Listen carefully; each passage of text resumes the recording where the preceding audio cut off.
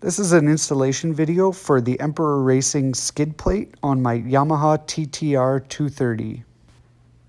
In addition to the blue Loctite and 14mm socket, I also used a drill with a 5/16 bit. My skid plate needed a tiny bit of the aluminum drilled so that the back screws could go in. I also needed to take off the back foot peg, which required a 12mm socket and a 1/4-inch drive ratchet. Mine needed a little bit of drilling, but they may not all need this. So first, the front bolt that you're going to take out is right there in the center, and then there's 2 at the back that you need to remove.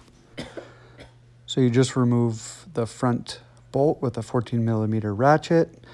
I'm not that strong, I broke it off camera. If you want, you can use an impact to remove the bolts more quickly. I never put things back on with an impact, but if you want to just save yourself a little bit of time, you can use it to take it off. Or as you can see here, a ratchet and socket work just as well. Next, you're going to want to add blue Loctite to the fasteners. I use blue Loctite because that's what I had on hand. I may take this off again after I change the oil and see how difficult it is to do it with it on. I may add red Loctite in the future. So you add the center bolt just loosely, just to get it lined up. Now at the back, here's where I had some issues. With this, I had to drill a little bit because the bolts wouldn't go in, even when I had pushed it all the way up. So on this side, I actually had to take off the peg. It was a lot easier just to take off the peg because I wanted to make sure that I was getting the bolt going back in perfectly straight and that I wasn't cross-threading it.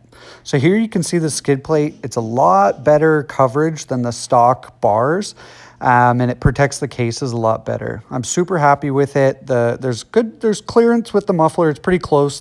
There is a small vibration when I turn on the bike. I'm going to see if I can reduce that by putting in some foam tape or something. It doesn't come with it anymore, but other than that, I really like the product.